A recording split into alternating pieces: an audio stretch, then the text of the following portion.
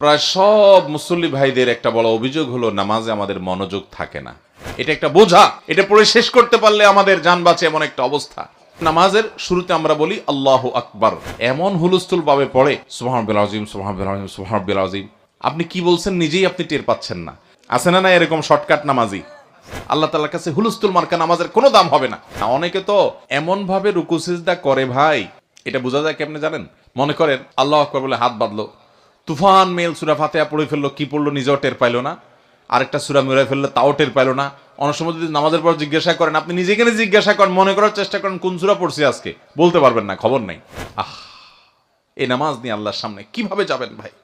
আমাদের সমাজে বহু চোরের কথা আপনারা শুনছেন। গরু চোর আছে, টিন চোর আছে, গম চোর আছে, সরকারি টাকার চোর আছে, মুরগি চোর আছে, ডিম চোর আছে, দোকান চোর আছে, বিভিন্ন চোর আছে না? এর ভিতরে সবচেয়ে নিকৃষ্ট চোরকে নবী করিম সাল্লাল্লাহু আলাইহি ওয়াসাল্লাম বলেছেন যে নামাজ চুরি করে। আরে নামাজ